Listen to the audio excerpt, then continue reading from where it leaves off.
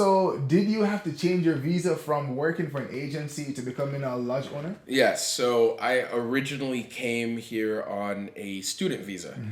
Uh, Graduated school, transitioned to a working visa, so that was the specialist in humanities visa.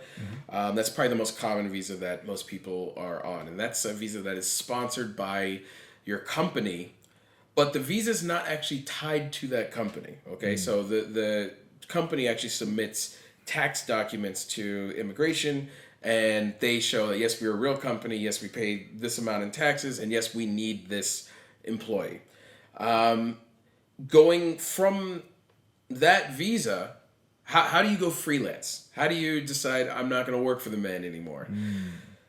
It's There's a couple of different ways to do it.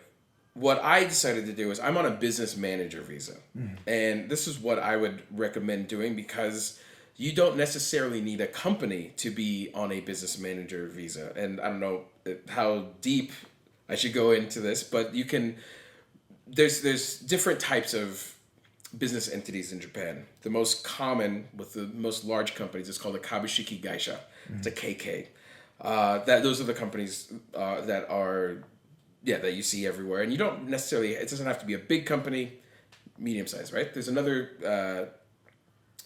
classification called a Godo Gaisha, a GK. Now, those two entities can sponsor the Specialist in Humanities visa. You have to have certain tax income requirements and revenue requirements to do that. What I'm on is actually the business manager visa, and even though I do have a company here in Japan, I was able to transition to this visa before having registered that company, and I was on what's called a Kojin Jigyo Nushi, which is a sole proprietorship. So this is pretty much I am a freelance videographer. I'm employing myself. I have different clients, so I'm not getting, one steady paycheck from one client. You got multiple people, and this can work for if you're teaching English or whatever it is. What you can do is register this Kojin Jigyo Nushi, which is a tax classification.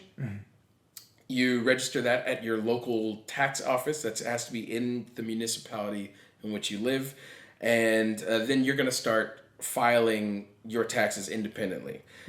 This is a massive bonus. I recommend everybody do this. Anyways, because that also lets you do tax deductions, right? So you can greatly reduce your tax burden, your personal tax burden. Yeah, it's quite high in Japan. It's serious. The taxes here are they're serious, right?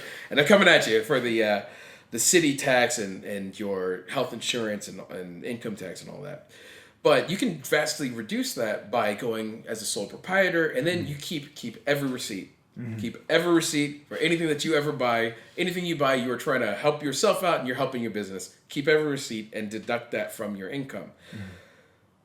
As a sole proprietor, you have the ability to apply as a business manager visa.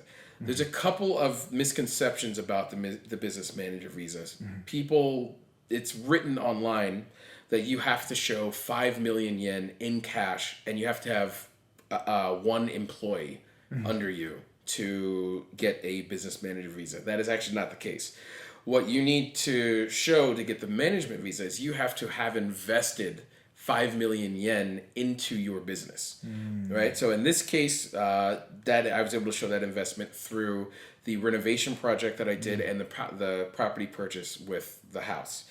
In addition to that, I've invested in cameras and all this other stuff, and that's part of my business. It's everything under one.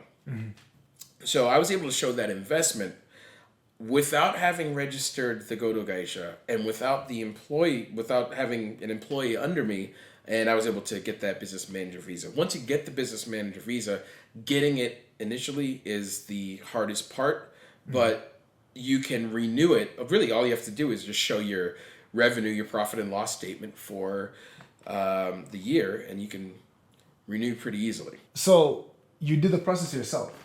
You did it yourself. You never had Yes. a lawyer or Right. Yeah.